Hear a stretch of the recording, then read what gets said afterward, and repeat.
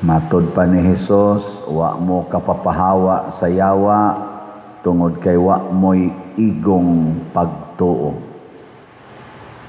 Enough faith. Nga unsa may measurement sa enough faith, matod pa ni Hesus, bisag duna lang mo'y pagtuo nga sama gidakon sa lisos mustasa. Kanang lisos mustasa murag puparihan na kadakon sa lisos kamatis tingali. Dako-dako nagjutay sa lisos mansinitas. Dako na gamay. Pero naalang kuno kay pagtuong ingon ana, makapabalhin na kag bukid. Unsa may punto ni Kristo mga igsoon nga ang pagtuo di ay mahimong epektibo basta atong praktison, atong puy-an. Pero kung ang pagtuo kutob ra sa atong baba, dili nato puy-an, wa na siya'y kapuslanan. Kamo diring nanimba na amoy pagtuo wa kinsay nituos Ginoo dinhi ta sa kamot. Taas ba? Kanang ubang wa mo pataas, nganong ni aman mo? Nganong ni aman mo? Sa may inyong gianhi. Tuo. Kamong ni pataas sa kamot, kinsa ninyo'y mutuo nga dili na gyud mo mamatay ta sa kamot. Duha na lang kabuok. Sa ninyong ni pataas nga nituo mo nga di na mo mamatay, kinsa ninyo ang mutuo nga pwede na mong di na makaginhawa ighuman karon sa misa ta sa kamot. Nya unsay tawag nimo anang dili na makaginhawa? Ha?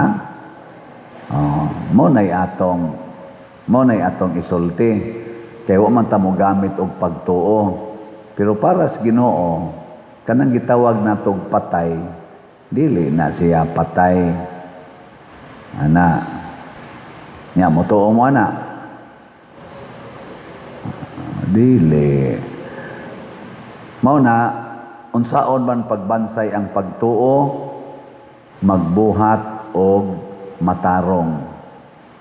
Matod pa diri sa atong unang pagbasa, mauni ang isultis mga tao nga ang magbuhat og matarong sa to. Kato bang unang pagbasa ba?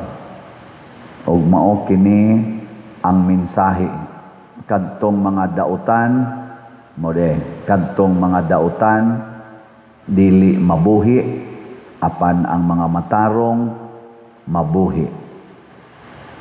Ana, dili mamatay, mabuhi. Nga ang pangutana, unsaon man aron mahimutang matarong? Unsaon man? Ang tanang pulong sa Ginoo atong praktison. Simple kayo. Unsaon man aron mahimutang dautan? Ang pulong sa Ginoo atong supakon. Ana, dautan na ka. Ngilingi ana sa imong tupad. Ing na sige kag tuman o siging supak. Nanglitan kanang color sa imong buhok, nagtuma na o nagsupak sa pulong sa Ginoo. Kanang purma sa imong kilay, nagtuma na o nagsupak na sa sugo sa Ginoo.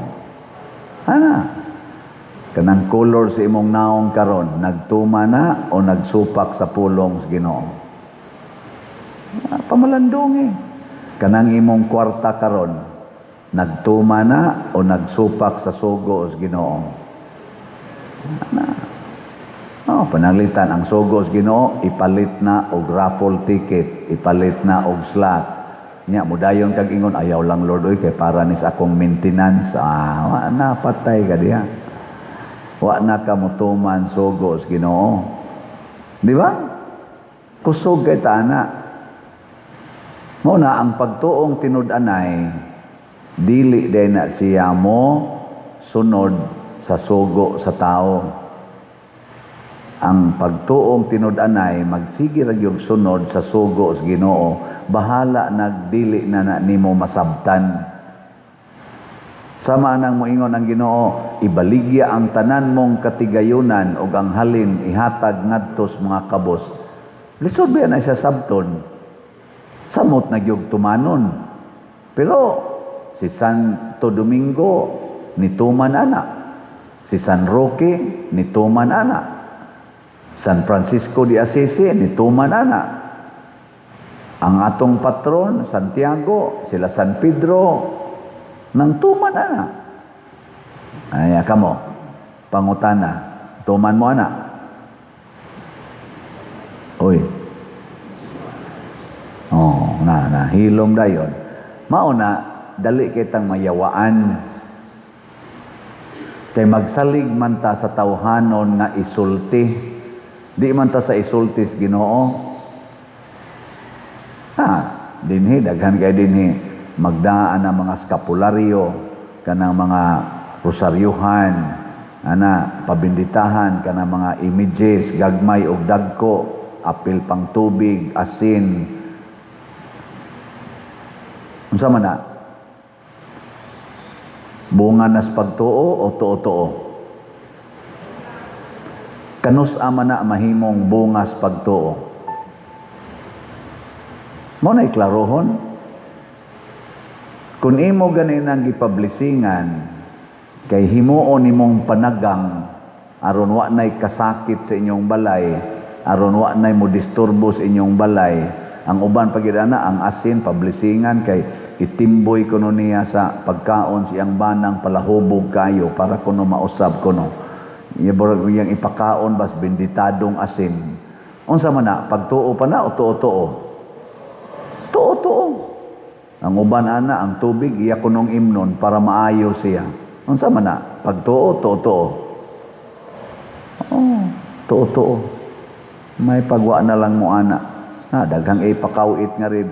Gasapid na lang gunagod ang skapularyo, ang rosaryuhan, ang medalya, o uban pa gasapid na dres liog. Ngano man na? Pagtuo pa ka na o tuo-tuo? Mambot lang. O unsa may timaan nga gatuo pagyud ka, wa ka magtuo-tuo. Kanang wa na kay kahadlok, wa ka mo gamit og asin og tubig, skapularyo, rosaryuhan, crucifix, mga imahin, wa na nimo gamita tungod sa kahadlok. Hadlok masakit, hadlok sudlagyawa, hadlok og makakitag mga multo, makahadlok kitag mga diwindi, mga agta, hadlok nga dimalason, hadlok nga madutlans barang, nginana ba? Kung imo nang gigamit nga wa kay kahadlok, kana pagtuo na. Nya unsa man paggamit? Pamalandungi unsay mensahe sa maong butang. Kanang timaan sa pagtuo nga imong gigamit unsa may mensahe ana. Nya maoy sunda, maoy puy pananglitan, tubig. Unsa may mensahe sa tubig? Purity, kalimpyo. Panglimpyo sa imong kalag ay nasig panglibak. Basuli imong sala. Patya ang imong kahugaw, gilingi ay imong tupad. Ing nawa kaysa ron.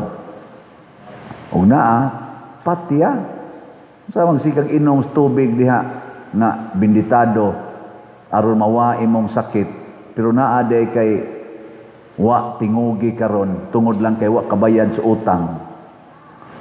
Magunsa magsigi kag iksa ng asin sa imong balay para wa kunuhay yawa, pero ang imong silingan maglisod og agi kay gikural nimo ang ilang agianan.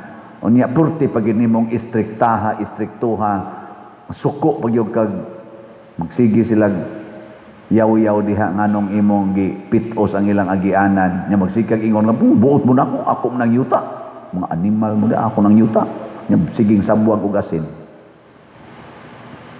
buangon ka di ba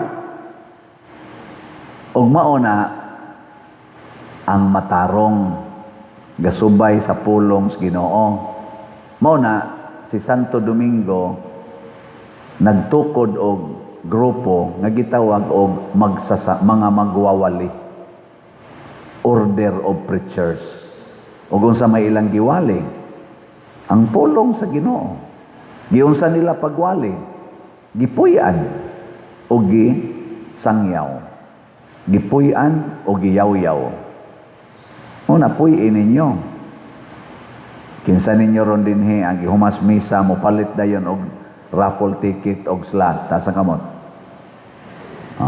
nay usa kamo unsa may inyo din buhaton iguman misa maingon na sad mo ron wa mo'y kwarta makak na sad mo naa man kay kwarta diha biyain na tanan kanang tanan nimong kwarta ba biyain na asa man na nimo biyaan dito as opisina na padiyas gawas palit og slot palit og raffle tickets ako unsa man say akong misyon karon nituog gyud ko nga gisugo ko sa Ginoo nga mamaligya gyud ko raffle tickets og slot mo nang kada nako misa sige gyud ko giyaw-yaw ani bahala nagnaay mo palit og wa karon naay daghan mangimbitar nako og mga misa sa pista misa sa ilang nobina adto sa lain-laing parokya hinumdumi gini ninyo kamong mangimbitar nako maimpirno gyud mo di mo mamalit og raffle tickets hangtod karong December 8 di mo malit og slot hangtod karong October 12 or October 10 maimpirno gyud mo kay nganong inyo mo kong giimbitar labaw na gyud mong magpa-picture nako ini ko magmisa pa-picture dayon nya wa gi ipalit og slot pakauwaw la mo na pa dinhi ay hago pa kay tas tanan pa der blessingi kay naay nag-birthday blessing sa tas nag-birthday di gyud mo palit og slot di gyud palit og ticket wa ka magpasalamat ana imong kinabuhi pa blessing pa kadiri nako nya di ka mo palit pamalit na mo ha mo na mo posing gani imong pa-picture nako pasabot ana raffle ticket na ha nya o kapila mo click ang kamera mo sa nay gidaghanon sa raffle tickets nya okay na ninyo dili ingkas pader ba mura naman siya nabuang anang iyang raffle ticket kay ang mga tao nagsangyaw sa Ginoo gitawag og nabuang biyaan gud nila tanan nabuang na siya si Kristo gitawag sa nabuang na siya kay ngano man gibiyaan sa niya tanan nabuang na siya pero sa ilang pagbiya sa tanan natukod nila ang katilingban nga makaluwas tungod sa ato dinhing pagpakabuang siging palit aning raffle tickets og slots tan-awag unsay nahitabo ron sa atong parokya unsa man murag buang o murag nindot kana tungod na sa atong kabuang nga Dios nun kay matod pa ni San Pablo ang kabuang sa Ginoo labaw pa sa atong kaalam Hinoon ang atong kaalam nga tawhanon usara na kabinuang sa Ginoo the foolishness of God is better than our wisdom and the wisdom of man is a mere foolishness for God kanang imong pagsigig-tigom og kwarta senador ka congressman ka presidente ka sa Pilipinas tigom jud ka nang imong bilyon-bilyon trilyon-trilyon kinawat rabang uban usa ka kabuang sa matas Ginoo kay padung nakas impierno ang nagbuhat og dautan mamatay ang nagbuhat og maayo mabuhi ikaw nga senador congressman or executive na priso ka na-impeach ka, gidaot ka, nya padayon lang yung kag alagad, tawgon kag buang sa mga Pilipinos, pero sige lang kag alagad, wa kay kwarta, pero sige kag alagad, congratulations. You are a man, a woman of faith and wisdom. Mo na siya. Last na lang lingi sa imong tupad. Ing na gusto ko mabuang tang duha. Ing na ba? Ing na gusto ko mabuang tang duha. Ana, para sa Ginoo, dili para sa yawa.